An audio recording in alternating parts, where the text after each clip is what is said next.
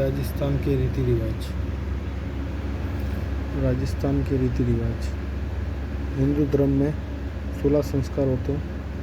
जन्म से पूर्व 3 संस्कार होते हैं। सबसे पहला संस्कार होता है गर्भाधारण संस्कार, जिसे ऋतु संगम भी कहते हैं। इसे हिंदू धर्म का प्रथम संस्कार कहते हैं। मेवाड़ में इस संस्कार को बदुरात कहते हैं। पुंसवन, गर्भधारण के 2-3 माह पश्चात यह संस्कार किया जाता है, जिसे पुंसवन संस्कार कहते हैं।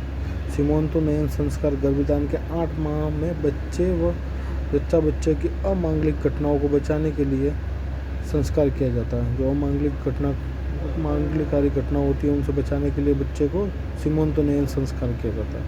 और जन्म के बाद होते हैं 13 संस्कार। सबसे पहला है जातकर्म संस्कार। जातकर्म संस्कार संतान के जन्म पर पिता द्वारा किया जाता है। जातकर्म संस्कार बच्चे के जन्म पर पिता द्वारा किया जाता संस्कार है। नामकरण संस्कार। नामकरण संस्कार संतान के जन्म के 90वें दिन नामकरण के दिन किया जाता है। निष्क्रमण संस्कार, जन्म के 3 माह पश्चात बालक को प्रथम बार प्रसव कक्ष से बाहर निकाला जाता है, उसे निष्क्रमण संस्कार कहते हैं। जन्म के पश्चात 6 माह बाद बालक को प्रथम बार अन्न खिलाकर यह संस्कार किया जाता है, जिसे अन्नप्राशन संस्कार कहते हैं। अन्नप्राशन संस्कार 6 माह बाद प्रथम बार अन्न खिलाकर किया जाता है। चूड़ाकर्म या मुंडन संस्कार, जन्म के प्रथम या तीसरे वर्ष में देवी देवताओं के समक्ष बालक का मुंडन किया जाता है। राजस्थानी लोक संस्कृति में इसे जडूला या जरूला कहते हैं। कर्ण भेद संस्कार, इस संस्कार में कर्ण भेदन किया जाता है। जो बालक है उसका कर्ण भेदन किया जाता है। विद्यारंभ संस्कार, बालक को प्रथम बार अक्षरों का उच्चारण करवाया जाता है।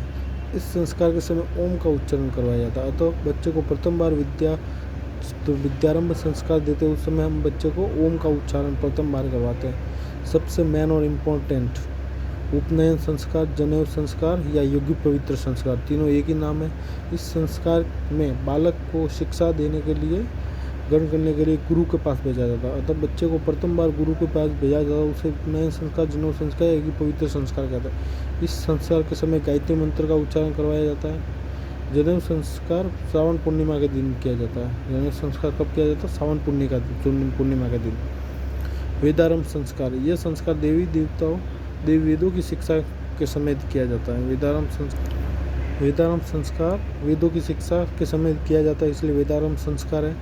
केशांत या गोदान संस्कार, यह संस्कार के समय ब्रह्मचर्य की शिक्षा दी जाती है। तो ब्रह्मचर्य की शिक्षा किस संस्कार के समय दी जाती है? केशांत या गोदान संस्कार के समय।